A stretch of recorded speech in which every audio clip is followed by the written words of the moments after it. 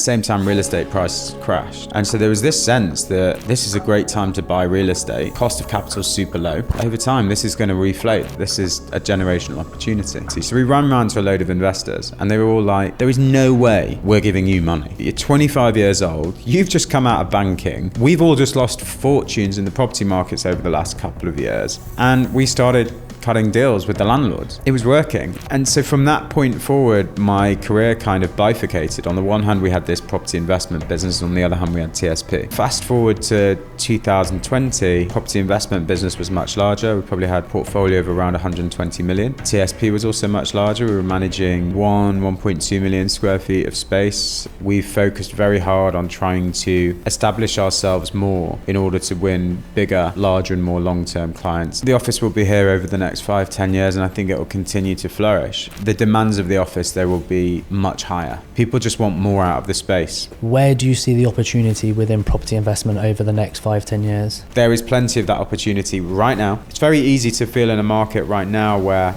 it's negative headlines that there's no opportunity. There's more opportunity now than there is in the boom times. Zach, thank you so much for coming on SQFT-Stories. My pleasure. I'm glad we finally got the diaries in sync and got this show on the road. This has been a long time coming, this one. It has, and I think it's probably been my fault more than anything There's no else. probably about it. I'll take it. No, I'm really joking. But loads I want to dive into today. Really looking forward to this episode. But I always like to start just at the start. If you want to give us a brief idea of what you were like and what you're up to before TSP.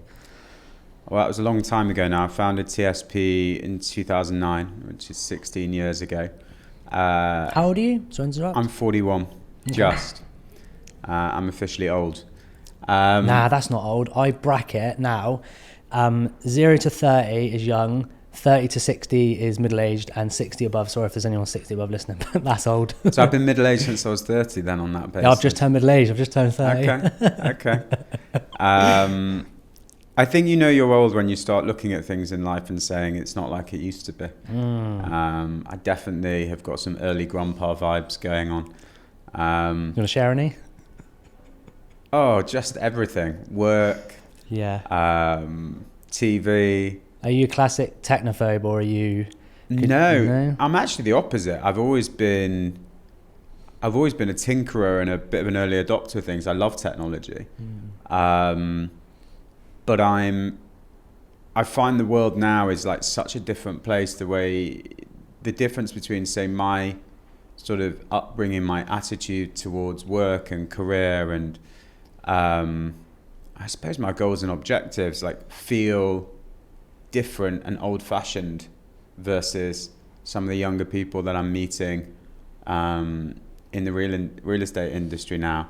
And I think I'm still trying to work out who's right, and it's difficult, isn't it? Because I suppose there's no right and wrong. It's all perspective of the individual person. Because we all look at the world and life through a different lens for our own experiences and what we've been through in life. So I suppose it's just individualized. I think so. I think like individualized is a really good word. Like I think people are so much more individualized now than when I was, say, growing up. And I think that's because, the concept of personal brand is ingrained in people from the moment they're given a mobile phone, which is very young now. Like I didn't get a mobile phone till I was 16 and it didn't have social media. Whereas now when you're a youngster, whether you're going on a computer game and you're selecting an avatar or you're setting up your first social media account, as a very young person, you're almost being asked to decide like how you want to promote yourself as a person. Interesting. Like who you are, like what your image is that you're going to use in your profile picture. What are those few words that's going to be your sort of your profile description? Who you follow can almost help people understand who you are. That's a very interesting perspective. Yeah. I haven't thought about it like that. And we were much freer when we were younger. We didn't have to worry about that. We had time to find out who we were. And I feel like younger people don't have the luxury of that time now. And so you find a lot of people start to commit to an identity, a belief system much earlier, and it becomes much more deep-seated and ingrained. And I'm not so sure that's a good thing. Yeah, because I suppose if you are identifying yourself as a certain narrative when you're younger, that can shape the whole rest of your life. Shapes the relationships you build, shapes the career you go down, shapes the conversations you have, shapes the way you move in the world, your emotions, like your viewpoints on the world. And to have to do that at such a young age, even though you don't know you're doing it at that young age, to do that at such a young age, I don't agree with it as well, to be honest with you. I think it just creates a pressure people don't need. I think they can become prisoners of their own identity. And because, like you say, they've built social circles around it, which could be in real life or could be, online communities, and they make major life choices sort of governed by their belief system, it can feel really, really intimidating to back out of that, to U-turn, to change, to flip your view on something. And I think the world I came from was that it was great to have conviction about something, but it was also perfectly fine to change your mind completely. Mm-hmm. And when I look back so far over my life and over my career, I think I've done that on many occasions. Like I've changed my mind about something, and that doesn't redefine who I am as a person, because it's okay. There's a rational reason why I've changed my decision on something. I think it affects every single part of life. Like it's a very interesting subject matter when you are working with people in the business environment, because you're getting young people that are coming into the workforce. And frankly, like me going into work was the biggest change in my life. Like for the first time, it was effectively me selling my time, having to fall into line with a non-family, non-educational structure where you're moving into a command and control system, and so that changes you as a person, because actually it's quite hard. Like everything's been quite chilled up until that point. Yeah, you've had exams, you've had to jump through hoops and what have you, but you suddenly realize coming into the working world, wow, this is my future now. And it was a very, very different experience for me, I think, than it is for younger people coming into the workforce now, where I think younger people come into the workforce now, and whether it's good or bad, I think they feel much more empowered about dictating the terms of how they will work, what they will do, how they will be communicated with, what kind of workload they will be given. And I think people are more footloose and fancy free and willing to jump between jobs and careers much more freely. And I think there's good and bad with that. Which way are you leaning towards, the good or the bad? I'm a big believer in 10,000 hours. Okay. I know it's old but gold, but I genuinely believe that you, not just to show employers and what have you, but to show yourself, like you have to learn how to be disciplined for a significant period of time. I think in the gym world, they call it pulling in the reps. Yeah. And I think in a world where technology is doing so much more for us all of the time, it's much harder without doing significant amounts of work to really rise above the rest and show your value and lock in that value. And so I lean into the idea that I think younger people probably should be looking after, whether it's after university or after school, to get into something. And I think certainly the first 3-4 years of their career should be head down, which makes it a really important decision on what you do post-education in one form or another. But that's only the same as someone leaving school and then committing to, say, a university degree for 3 or 4 years. So also, I think there's sorry to interrupt, but there's a very low barrier to entry to a lot of careers in the modern day era. As such, so like there's a lot of you can almost. I know somebody who I previously recorded a podcast with, he's running like a I think it's called Event Crowd, I want to say, or something like that. But basically it's a course, not in university, but it's for people who want to get into events, and it's a lot more accessible. You don't have to go in with all the debt. You don't have to go in, through school and get all of your exams. Obviously they go to school, but you don't have to have the exams and the results from school. And there's loads of different careers in the modern world that you can just access relatively instantaneously. Like you can pay, 5-10 grand to do a course for something and learn from somebody. I know there's a lot of frauds out there, but learn from people who have done it, and then you've got instant access into their community and into their world and their contacts as well.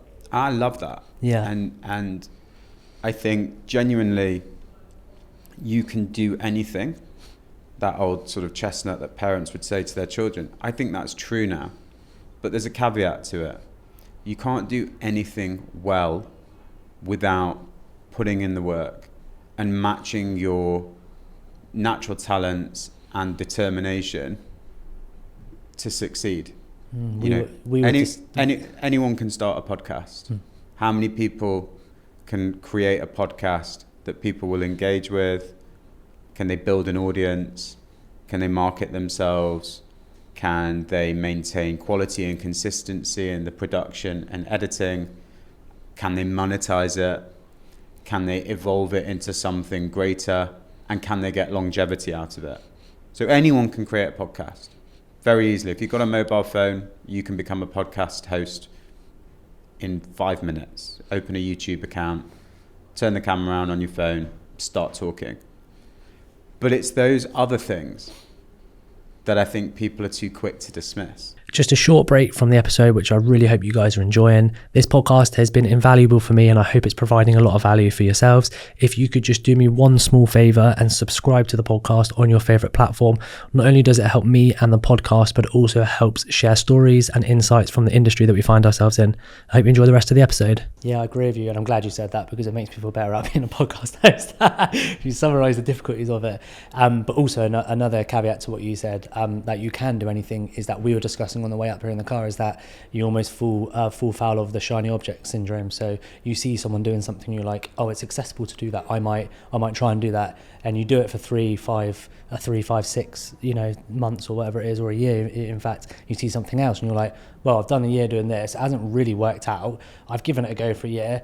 Oh, another one of my friends is actually doing that. That's accessible. I might try and do that now. And you almost go through this period of life where you're just trying everything because it's so accessible, but you don't really nail down and, like you said, put the 10,000 hours or the hard work into one thing specifically, and then just master it. And then usually realistically, like all the high level achievers and the podcasts that I've listened to, like they've all just stuck at one thing for such a long period of time and just done the boring and mundane tasks that no one really wants to do, but they've just done them and stuck at it for a long period of time. And then I do think if you stick at anything for a long period of time, as long as you're doing it correctly and you're moving with the times and adapting and trying your hardest and learning about it, if you're putting your all into it and you're just doing the tasks, just getting it done for a long period of time, I do think majority of people will succeed. There's obviously people who won't, but majority of people will.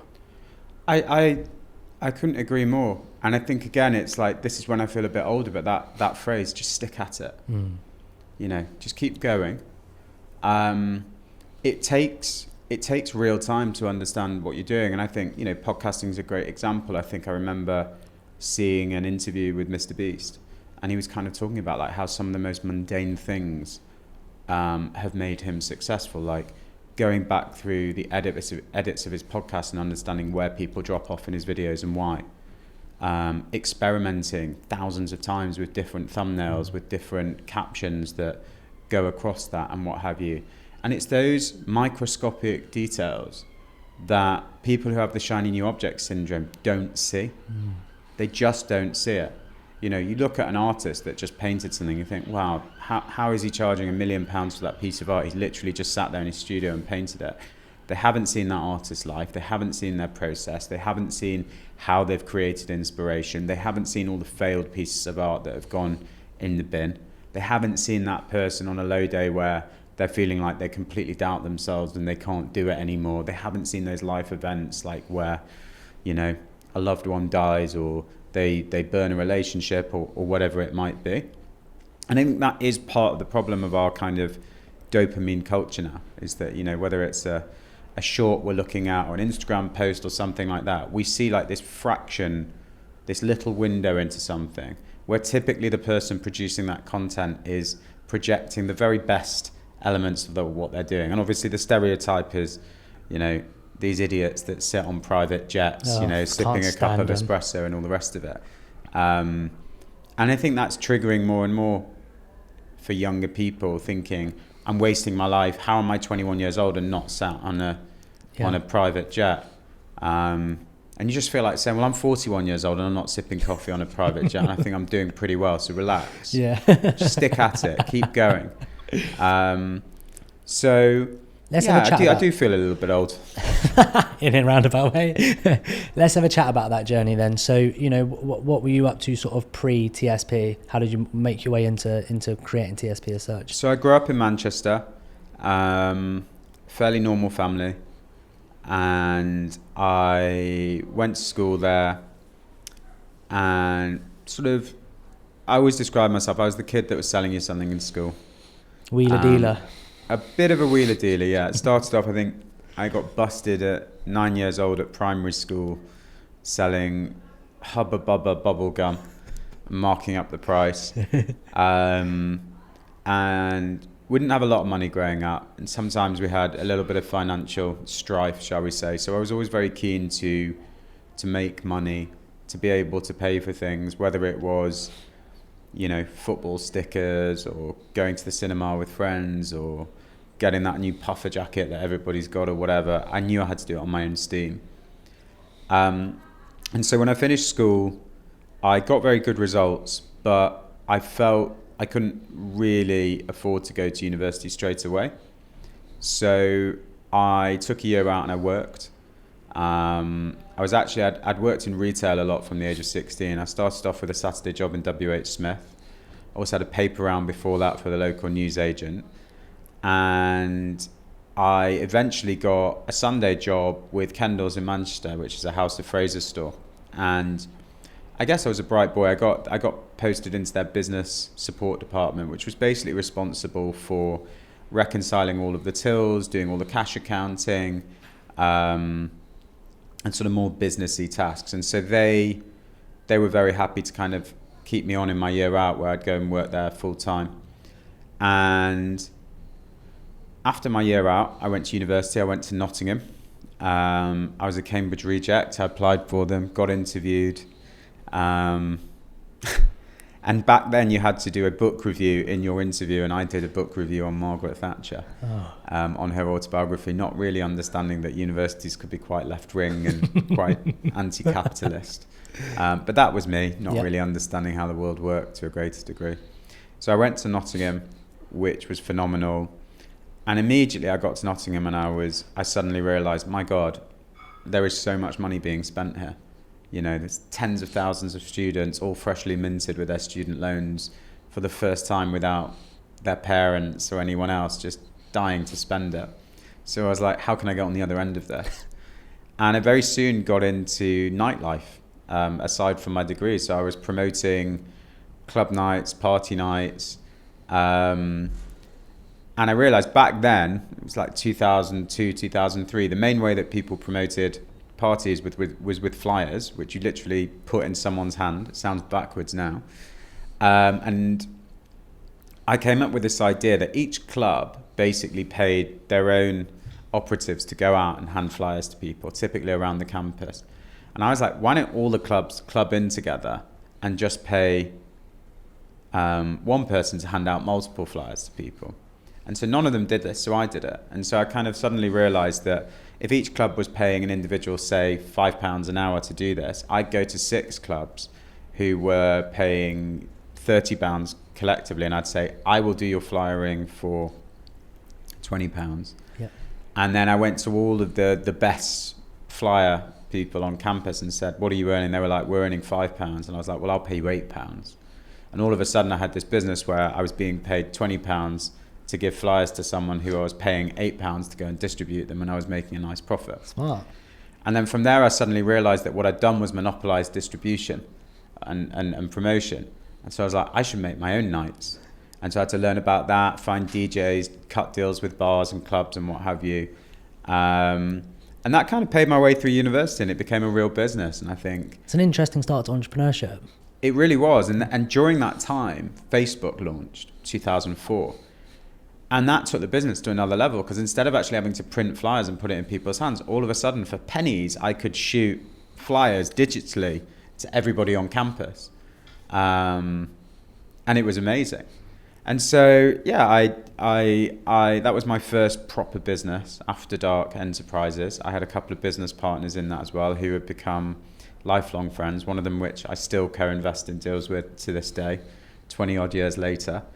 And then I didn't really know what to do after university. I knew I didn't want to go back to Manchester. I wasn't going to stay in Nottingham. And I sort of realised that everyone was moving to London to do grad schemes. And so I said to a friend, what are you all doing? And they're like, well, we're all getting grad schemes. You know, we're going to be accountants and we're going to do this and we're going to do that. And so me being pretty basic still was like, well, what's the highest paying grad scheme? And he went to me, well, probably an investment bank and probably Goldman Sachs, but I wouldn't bother applying. It's not for you. And so that was like, and this was a good mate telling me this. Yeah. I was like, wow, he thinks highly of me. So like red rag to a bull, I went back to my uni room and went on my computer and found the application. And I didn't understand the word of like what this was about. But I went to Goldman Sachs and it had this online application and it was, you know, fill in the boxes with all the questions.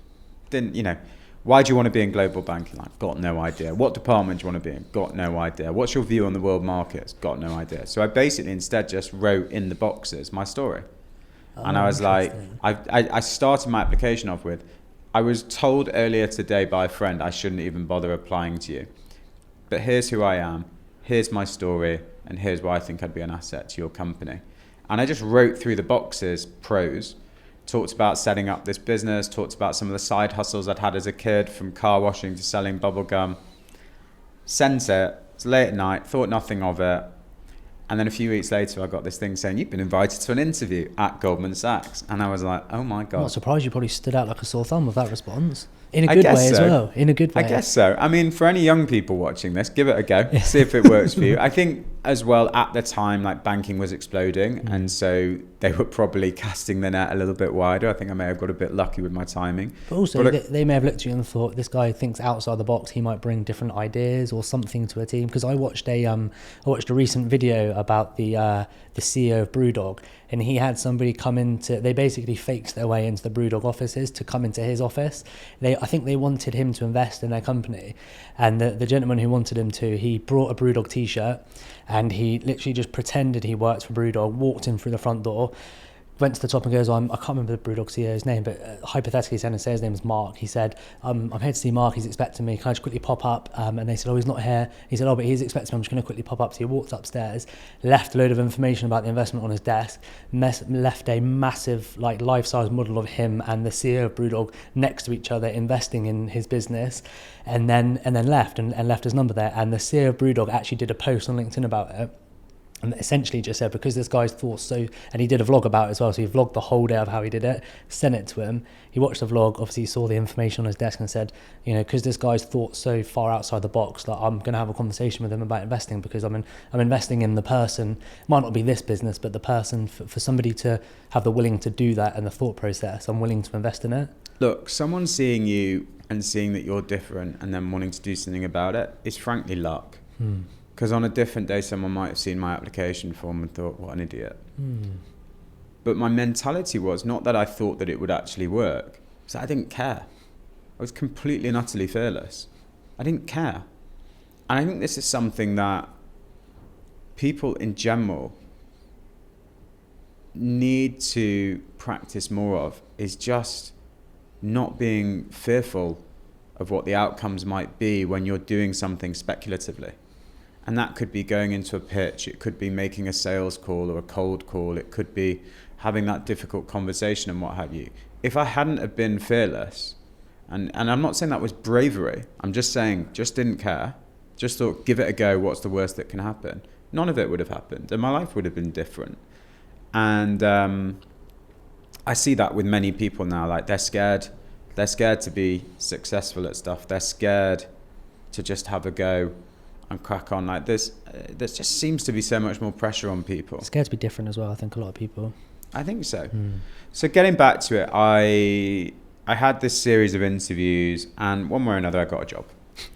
And it was a lot of fun telling my friends that I got the job. And did you go back to that specific mate? Of course. Of course. I mean, I still know him to this day. He knows who he is.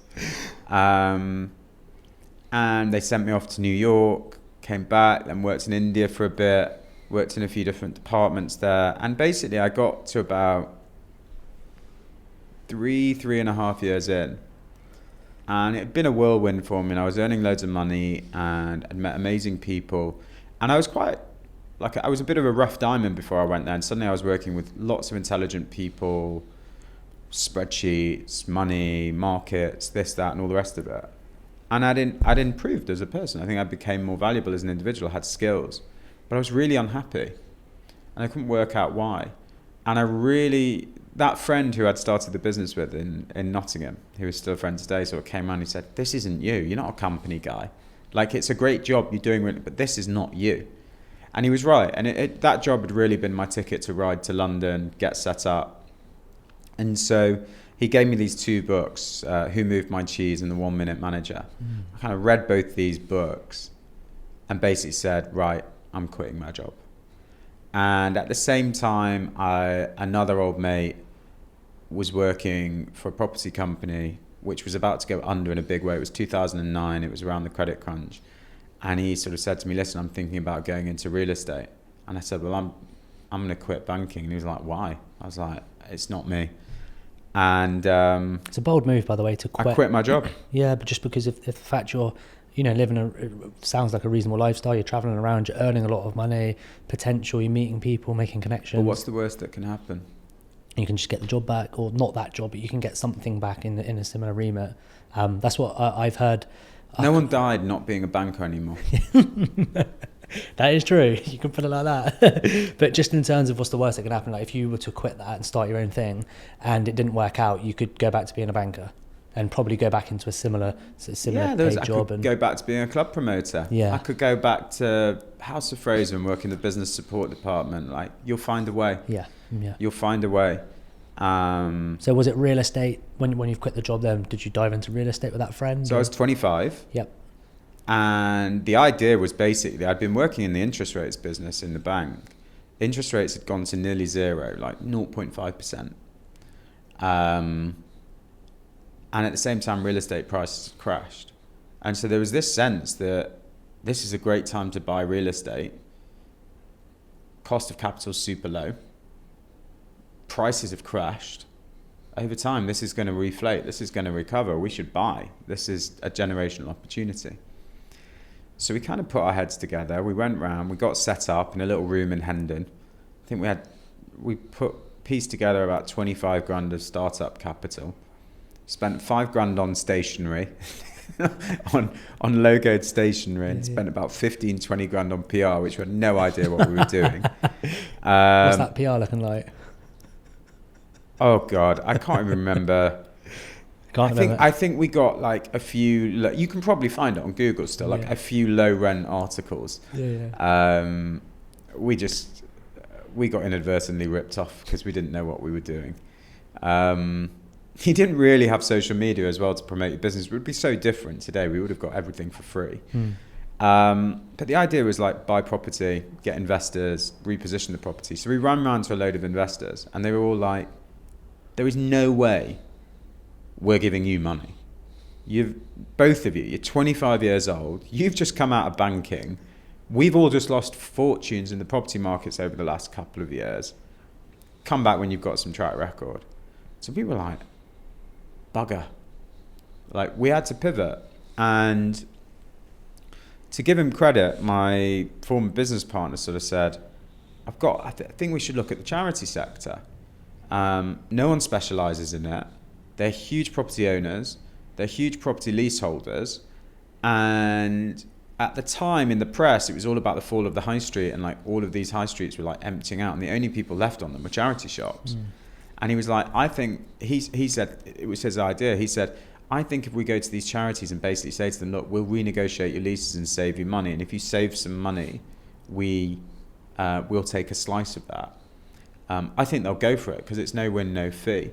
And charities are all about saving money, and they'll be worried about not being able to raise as much money. And we did we tammed it, and we saw there was 170,000 registered charities. And obviously there's the ones, Oxfam, Barnardo's, Macmillan, so on and so forth. But there are thousands of charities you don't know. Little cancer charities, charities that help homeless people, charities that help drug addiction, charities that help animals, you name it. It's just this vast world, and it's called the third sector. And so we decided to call the business Third Sector Property, which is now more commonly known as TSP. Interesting. And we basically just started hitting the phones, calling up charities, and slowly but surely we got a few instructions. A hospice with like 3 shops in 3 different towns. And the model was we would, once we had the instructions, we'd call up the landlords where these hospices had shops. We'd be like, hi, it's Zac from Third Sector Property. We're representing ABC Hospice. We've noticed on the high street at the moment, there's 30-40% of the shops are all empty, and we're paying a rent that was set in 2007, which looks very, very high compared to the rest of the high street. We'd like you to give us a year and a half's rent free in order for us to renew the lease and stay with you in that shop. And the landlords would be like, we'd send them this by letter or we'd call them, but one way or another you would never get a good reaction from the landlords. And they'd be like, who the hell do you think you are? What are you doing? This, that and the rest of it. And we'd basically say, look, this is a charity, they want to save money. We've basically got 10 or 15 other shops where the landlords will just give us rent free for 5 years because they don't want to pay empty business rates, and they know it's going to take a long time for the high street to recover.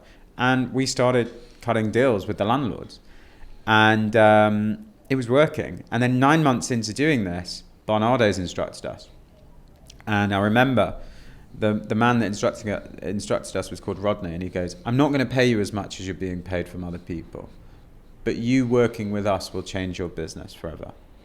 And he was right. Suddenly we had Barnardo's, and all of, like, you know, we would call up other charities and be like, yeah, we're working with Barnardo's, we're having a lot of success with them. And so we had this business, and we started hiring some people.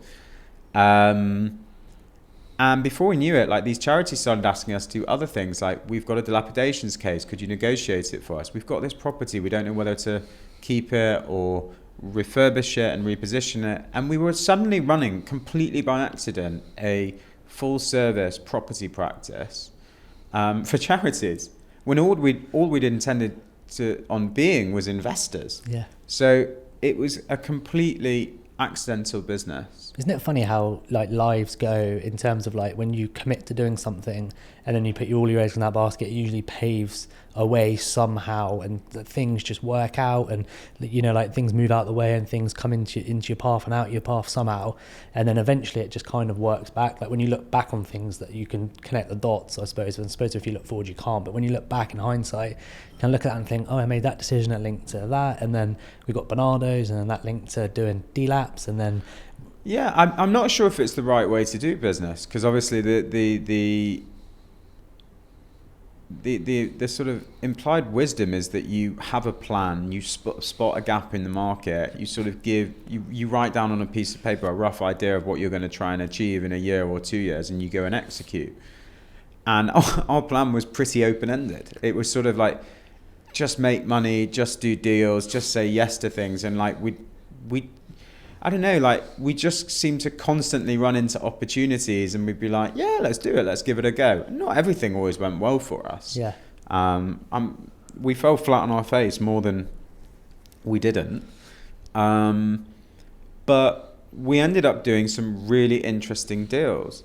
And this kind of brought us into broader contact with, like, the property industry itself, who looked at us. And I remember, I think that someone once called us the charity boys, you know, and not in a nice way. Oh, really? And, you know, we were so busy just trying to get things done and meet people and do stuff. Remember, we both bought Vespers, because we'd worked out at the time in Westminster, you could park a Vespa for 20p, and we could get between meetings in like 5 to 10 minutes. We could reduce our travel time. So we were both taking sort of 10 meetings a day, just flat out, and then catching up on all of our emails on night and on the weekend, and it was frenetic. I mean, I loved it. Looking back on it, like, I don't think it's ever been as exciting to do stuff, because you go to work one day and you know, every day can be a life changer for you. And how long did the frenetic period last? Probably 3 years. And I bet you, in terms of just business acumen, I bet you know your business acumen grew so much in that 3 years, because you were almost like, well, you failed so much. That's what I was going to say. You were safe to say you were learning on the job almost. Yeah, I mean, we were sued for misadvising on a lease. We ran into trouble with recruitment and having the wrong staff at times and having to fire people and deal with all of that stress. Our systems weren't quite right. Our second office was laughable. We worked in a conference room that you had to pass through a hotel kitchen to get to, so it always smelled of croissants. We struggled to convince a lot of clientele to go with us. They just looked at us and they were like, what is this? Like, who are these people? And we kind of just modeled through it. And I think probably year 3, we'd made quite a lot of money. And a couple of things happened. One was that we met a couple of really amazing people in the property industry who were more kind of like landlord side. And they started looking at us and thinking, these guys have got some bottle. And one of them gave us a really good opportunity to asset manage a building in Shoreditch. And that was a game changer for us, because that brought us really more into the London scene and interacting with other agents and learning the craft of how you take a building, reposition it and do things. And the client that we had was a guy called Simon Silver, who was until recently the development director of Derwent. And he had always been involved in smaller projects that were too small for Derwent to do. He was just so passionate. And so we learned to work through his methodology and work with some of his team, and he really mentored us, and incredibly grateful to him. Just an amazing person to work for, an amazing person to see work, and an amazing methodology. And so that happened. And also at the same time, we kind of, because we were young, we'd started sort of piling up our cash that we'd made. And we found, I think it was 2013, we found an investment deal that we wanted to go again at being investors. And it was Pear Tree Court. It was on with the receivers at Lambert Smith Hampton.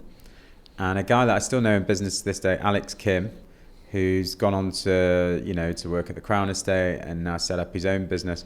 He was the agent at the time. We said, we want to buy this building. And we knew it was a deal. And we ran around to investors, and we just about managed to scrape all the cash together. And we bought that building, we repositioned it, and we sold it 9 months later. I think we made about a £1.5 million profit on it. And we were off. And we decided not to trade our investment business under the TSP name. We wanted to keep TSP, the property practice, separate. And we called our investment business North Hill. I lived on a road called Brim Hill at the time, and my partner lived on a road called Northway, so North Hill. Very simple. It was actually always tricky because it had 2 H's in the middle. Oh yeah. Doesn't sound right, does it? Or doesn't spell right as such. And so from that point forward, my career kind of bifurcated. On the one hand, we had this property investment business, and on the other hand, we had TSP.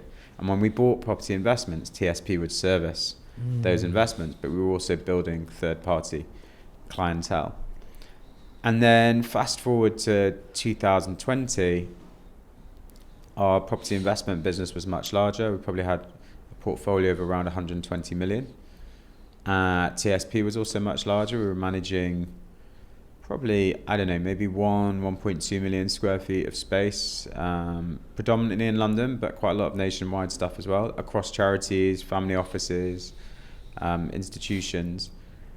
And my business partner decided that he wanted to go a different direction. We'd been together for 13 years, 13 years. And we basically decided that I would buy him out. And suddenly I found myself in 2021 on my own again. But very fortunately with an amazing management team at TSP, some of which have been with me for now 14 years, 13 years, 12 years. And so I really had to reorganize the way I operated. So what I decided to do was I didn't want to now have a separate investment business and a separate property business. I just wanted one company. And so I merged everything together into TSP. And we basically looked at who we were as a business and what we were as a business, and sort of then considered what did we want to become. And what we realized is fundamentally at TSP, we are very, very good at managing and repositioning assets and delivering great service and an experience for tenants. And so now we predominantly run an asset management and property management business. We still have an investment business as well, and we very much see that as feeding into our management business. The value we can bring is developing a product that's managed in our style that we like to say stays fuller for longer. And sort of around the time of the pandemic, we went for B-Corp. We became the first company of our type in the UK to become a B-Corp.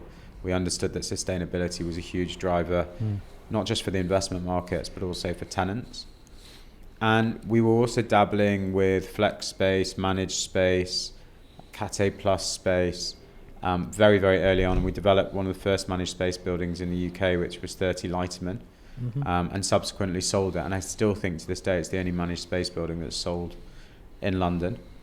And what we decided we wanted to do was go up in the market. Like, we'd never been able to access like the really big clients and the really big buildings, and so over the last 2-3 years we've focused very hard on trying to establish ourselves more in order to win bigger, larger and more long-term clients. And I think over the last couple of years that's really started to happen. We're now around 3 million square feet of space under management. And what was it, sorry, a couple of years ago when you... About 1.2. So it's over doubled in 2 or 3 years? Yeah. It's been an amazing 2-3 years, but challenging as well. We've had to build our team out massively. We've had to develop our systems out. We've had to enhance our product. There's really stiff competition out there. The market has become very confusing and congested. What do you mean confusing and congested? I think fundamentally, I mean, and I'm talking about more about offices, which is probably 90% of our business. We do manage other things as well, but 90% of our business is offices, and 90 to 95% of those offices are multi-let, highly serviced offices. And where it's become confusing is what we call this stuff. There's flex, there's co-working, there's service, there's managed, there's private offices, there's plug and play. There's, rent by the day, rent by the hour. There's memberships. The name for everything. Yeah, and I find it confusing. And I think the customer, the tenant, the end user, the occupier, again, millions of words for them, I think they find it baffling because all they see is a place to work. Yeah. And then in and around that, they see just different ways to pay for it. A bit like we see taking a mobile phone or buying a car. Fundamentally, you're buying a car, but you actually might lease it. You might get different options for it. You might go for the tinted windows and the alloy wheels. Someone else might go for, the fancy stereo and the estate version or whatever. But it's just like, I think it's confusing in the sense that it doesn't feel like you can just go and lease office space anymore. It feels like you have to go on a massive education journey as an end user, and you have to interact with so many different people and so many different portals and systems and acronyms and what have you. And once you find what you want, it's very hard to compare it to something else in the market and understand whether you're getting value. How do you think we can get over that, just as a market? Because the names are given now for a reason, and they're there to stick as such, that the names for different spaces. So how do you make it more simplistic from a client's perspective? Focus on the core product. It's an office. It's where you want to work. Focus on the features and the benefits of that core product. Let the market will sort out how people want to pay for it, how long they want to take it for, how they want to customize it to themselves. Like, fundamentally, if you're running Starbucks, you can have all the digital apps in the world. You can have subscription packages. You can have, nice coffee shops. You can have the best staff. You can have the best coffee machines. But if the coffee beans aren't good, doesn't matter. And so I think the office segment needs to focus resolutely on its coffee beans and let the product do the talking. And the consumer will educate you on how they want to consume that product. It's an interesting way to look at it. I'm interested to hear your thought process on, just the future of the office space, because it's been a turbulent 5 years for office space as such since COVID and the years that have come after that. So what's your opinion on the space as an office, of where it's going and also how it's going to be used in the future?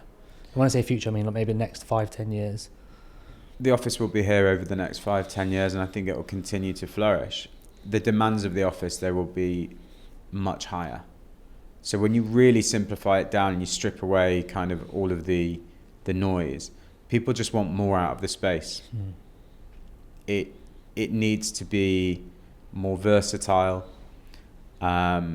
People have many more work modes that they like to operate in, whether it's people like you and me sitting recording some digital content, whether it's someone going into a phone booth for some short-term privacy, whether it's people needing different types of meeting rooms with different types of equipment and sizes, breakout areas, stand-up desks, sit-down desks, quiet areas, focus areas, light areas, you name it.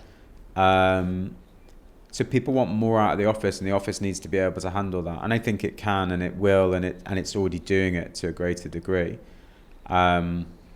Conceptually, why will people come to offices? I think virtual congregation will continue to grow and become a more and more major part of life.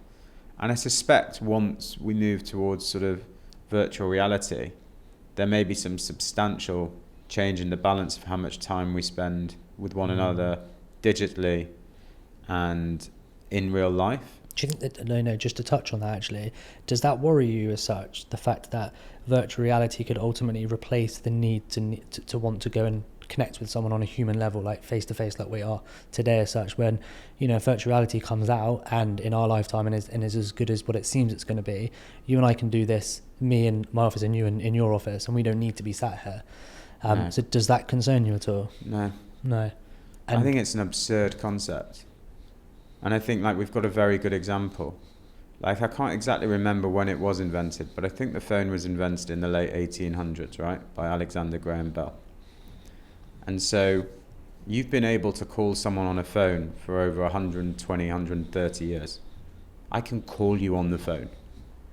And yet the idea of us not meeting in person, or in business in general, people flying around the world to close deals, to negotiate things, to collaborate.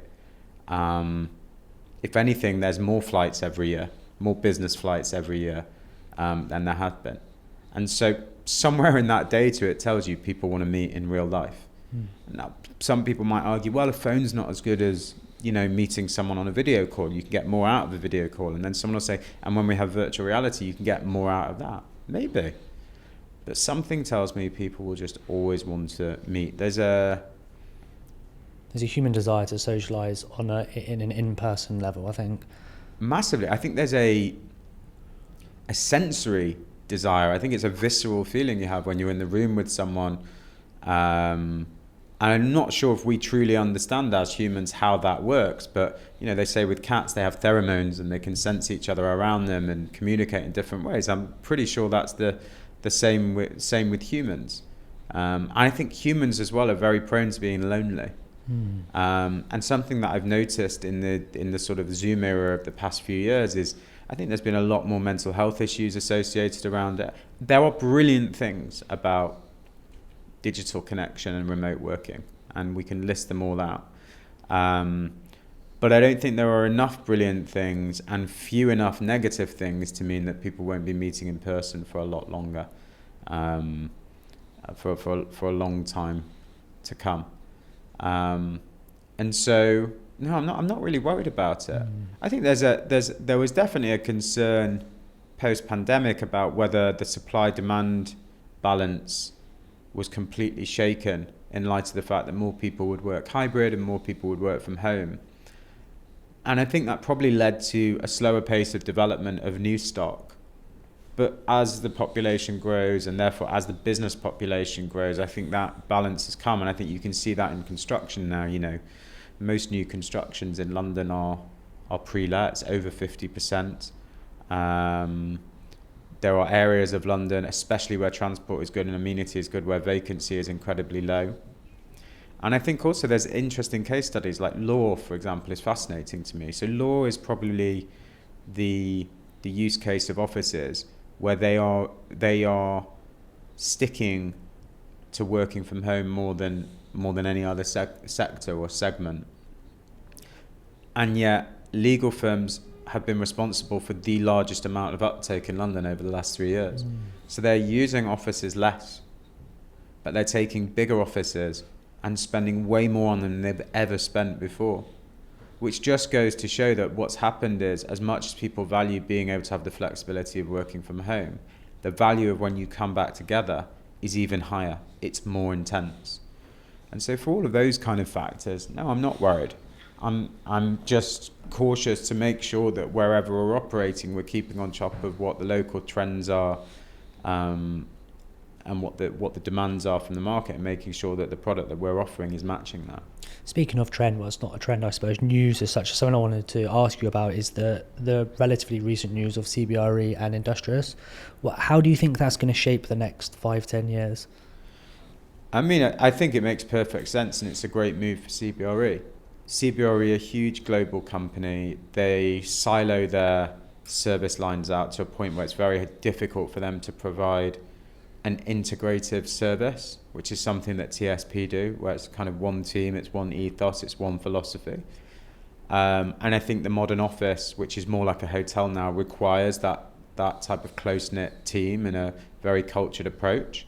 And so in them taking on Industrious, it makes total sense. And I very much imagine it's going to end up looking like a purchase, like when Jeff Bezos bought Zappos, the shoe brand.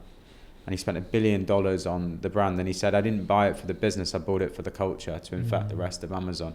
And I am sure that CBRE will be very much hoping that by injecting Industrious into their platform, that will kind of infect every single corner of that business, because Industrious is a brand that's fit for the next century, and CBRE has been a brand that has dominated the last century. Interesting. How about the future for you guys at TSP? Obviously, you've been by the sounds of it, on a hell of a journey just to get to today, and you've done incredibly well to grow the business and the team and yourself as a person. But what about what's next for TSP? So we're led by the landlords and the investors, in the sense that we're focused on what they need to be able to deliver a great product to their customers. And we see that the last 5-6 years for landlords has been incredibly challenging. It's been a total model shift. It's been this move from let and forget through to now quite heavily operational real estate. And again, as I alluded to earlier, there's been a lot of confusion, there's been a lot of flux in the market. And as a result, there's many different types of operators and providers that have stepped into the market to try and solve these problems. Some of them are great, some of them are not so great. And I think TSP always wants to look at, like, what is the solve here that has real longevity. And we don't feel like a brand that is there to step in place of landlords. We feel like we're a brand that landlords should be able to use as a platform, whether they use us as a discrete brand or whether they white label us. But we want to make it easier for them to operate better and deliver more, and also deliver competitive prices. One of the things that we have been concerned about over the last few years in this kind of change in the market is that we think a lot of product is mispriced. It's got very expensive to the end user, and the landlord isn't getting enough out the back end. And so because we typically go in as the building manager or the managing agent, who also does hospitality, community, managed space, add-on services for tenants, sustainability and what have you, we can really find that economy of scale and those efficiencies that if you were a super large landlord, you'd be able to do with an internal department. And so I think the future for TSP will be making our platform easier to use, easier to access for landlords, working on how we can help landlords with the marketing and distribution more of their products so that landlords can become brand lords themselves, working on how we can make short leases work for the investor classes and make them feel like they can still have security of income, like as if you were a hotel owner. And all the while delivering an experience and a product that the customer finds easy, finds good value, wants to stay in for a long time. And I think like the biggest issue I see with offices at the moment is that it hasn't processed that people won't stay in them people won't commit to them for as long as they used to, but they might stay in them for the same period of time that they used to. And this is where I love looking at, our sister industry, the hotel industry. They've only ever had one day of security. And, the office world now has come down to about 3 years, term certain. And we're really sad. We have 1,000 days of security versus 1 day in the hotel industry. And hotels sell for more money than offices. So I think there's a lot to learn about that side of the real estate industry that we can bring over. And that's really going to be the focus of TSP. Is that a side you'd want to go into? I think it's a side that we are in within offices. Yeah. We call of our building staff our front of house team. They are there to create memorable experiences for people. They are there to deliver, discreet luxury hospitality. We have our own central resource for building community in our ecosystem, not just community with the tenants in our buildings, community between our landlord clients, community between the suppliers and the whole supply chain and ecosystem that supports the TSP world. It interests us greatly, and these are really new disciplines for us, and some are fascinating and fun, and some are like, wow, this is going to take us a while to get good at it. But that's our roadmap, and all the while, as basically an operational business, you're thinking to yourself, how can we do it more efficiently? How can we do this at lower cost? How can we make this faster? And obviously that's where things like AI and various other digital transformation strategies can really come into play. And then asking the question, where are we going too far trying to make this digitized? Where do we actually need to put humans back into the mix here? Where does that matter? Have you integrated AI to an extent with TSP? Yeah, we have. We've actually found 2 use cases for us which are interesting. One is in help desking. So, at the basis of our help desk system, effectively, people log tickets, or we log tickets on behalf of people. And we've been doing that for 16 years. So we've got tens and tens of thousands of tickets, of email trails, of issues that have happened and how we've responded to them and what's gone right and what's gone wrong. So we see that database of information as the foundation for a language model that could support triaging and automating the responses to problems that people may have. And alongside that, you can also do some really interesting things with AI, like do sentiment tracking. So you can start to look over a mass of data and see like who's very happy, who's mildly aggravated, and then you can create different SLAs for those kind of things, and you can learn more from it. And then on the other side, it's we've always done it, but we've started writing more in-depth operating manuals and playbooks, where it starts off with a human being and it's like, this is the landlord's guide to manage space. And we've got one, it's 6,000 words. Who's ever going to read it? Not me. But upload it onto ChatGPT and just ask it questions. Very true. Give me a 2-minute summary of what TSP does for managed space. And that filters through to our pitches, to our marketing material. We see ourselves having our own kind of GPT that a tenant can access, that our staff can access. It can be used for staff training, onboarding, refreshing. It can be used to educate our client base when they have questions. And I think creating a lot more self-service and removing noise and correspondence, unnecessary correspondence, will be revolutionary in property. That will be the first 15-20% of productivity. Having lights go on and off at the right time and BMS systems set themselves automatically and all the rest of it. Those are where you get down to the kind of law of diminishing returns in terms of the savings you make. Yeah. The biggest thing in real estate is how many people we use and what we're doing with their time. And if we can start to condense that down a bit, I think AI could be very, very effective. Yeah, I think there's so much noise about AI just in every single industry there is. And I think some people, might fall short because they think AI needs to revolutionize the business that we're in and we need to use it on a humongous scale and everything needs to change. Whereas realistically, it just needs to accommodate certain little niches that you're doing within your business to help. It doesn't need to just be brought in to completely change the way you work. And I get going forward it might do, but like in the current market now, it's better to utilize it in niche areas within the business to help. Look, it should do one of two things. It should make you more money by helping your top line, as in making your product more attractive so you get more customers, or it should make you more money by increasing your margin by saving you money in what you're doing. those are the two things it needs to do. That it's really that simple. And I think sometimes people can be in a bit of a rush when there's a new frontier to explore, to kind of not make it that simple. And I always say, you know, every business now, even our business, we spend hundreds of thousands of pounds a year on technology within this business. CRM systems, accounting packages, help desk systems, this, that, you name it. Windows, Office 365.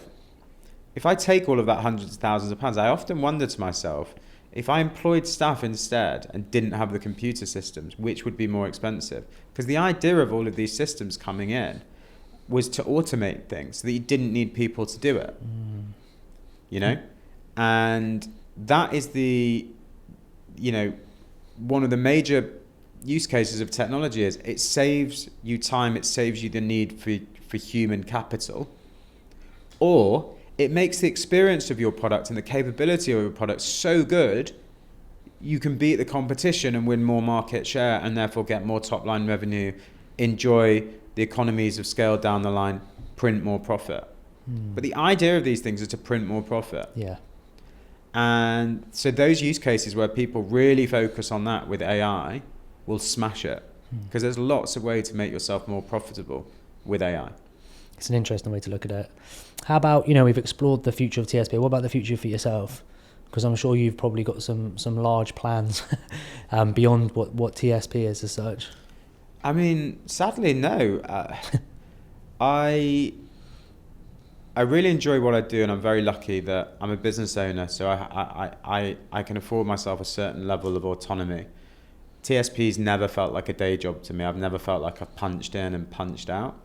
And over the years, if other opportunities have come up, like different businesses and things like that, I've been able to utilize the platform we've got to be able to pursue that at the same time as running TSP.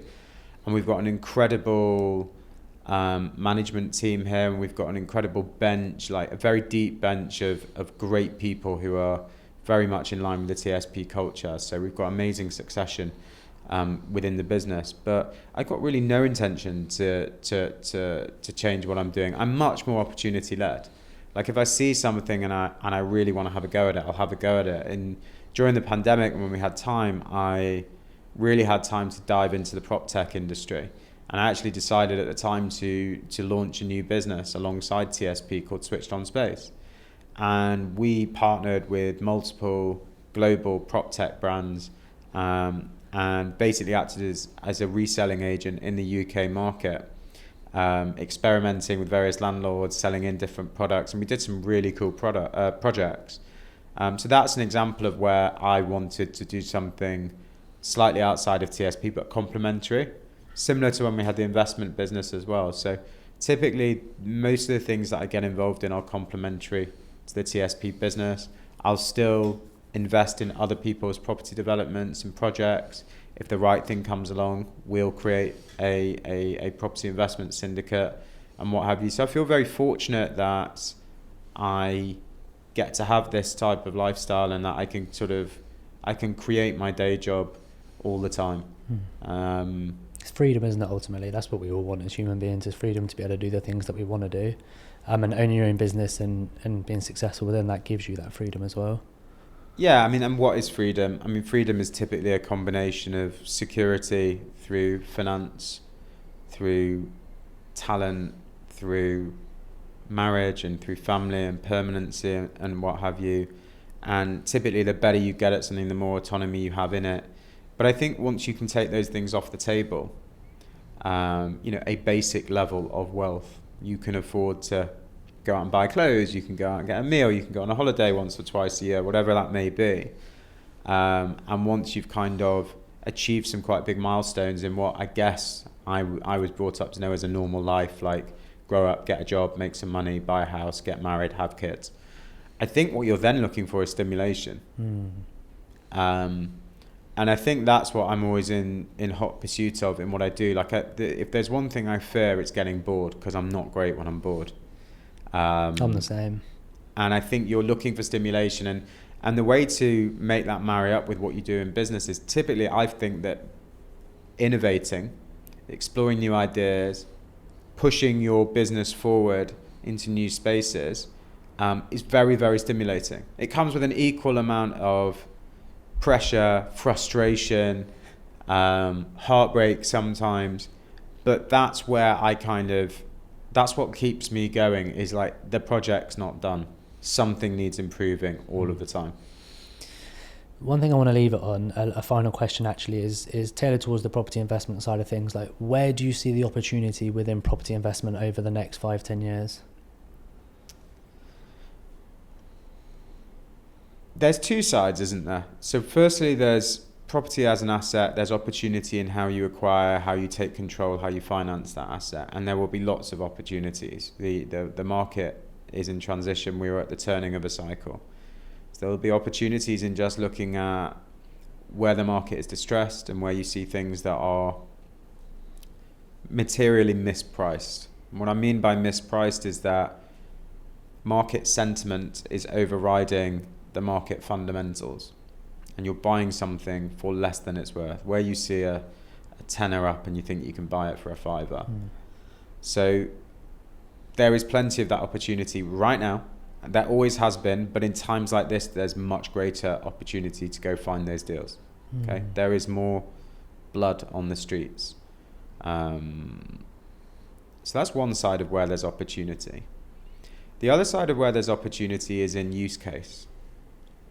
So, and that again has its own subsectors, but one of those is changing use cases, office to residential conversions, is retail to office conversions, is retail to residential conversions, and so on and so forth. So they're playing the planning game. And I think with this Labour government, they are going to change the planning game. And I think they are going to, whether it's for the better or not, they are going to loosen it up, which suddenly means that people are going to be able to increase the amount of volume of development, and with that will come opportunity.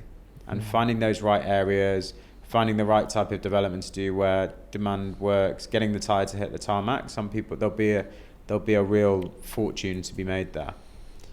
And then I think the final thing is more in operational real estate, which is finding new ways to use the same real estate for the same purpose, but in a better way. And that's like the idea of taking the old office and creating the new star-spangled office with all the bells and whistles. Or you're seeing it in self-storage at the moment, people really improving that product, taking it to the next level. We've seen huge amounts of innovation in build-to-rent, purpose-built student accommodation, co-living, and what have you. So like moving into those novel spaces, but finding out how to make it profitable and sustainable and giving it longevity, lots of money will be made there. So the opportunities are all around you. It's very easy to feel in a market right now where it's negative headlines and what have you, that there's no opportunity. There's more opportunity now than there is in the boom times. In the boom times, it's highly competitive. It's hard to buy things at the right price. You're typically overpaying, and you're typically being way more speculative than you need to be in the bust times. And I would say we are operating in the bust times at the moment. Interesting. Zac, it's been a pleasure.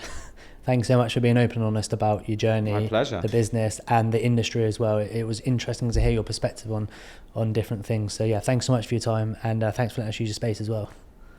You're welcome anytime, Callum. Thanks so much, Zac. Cheers.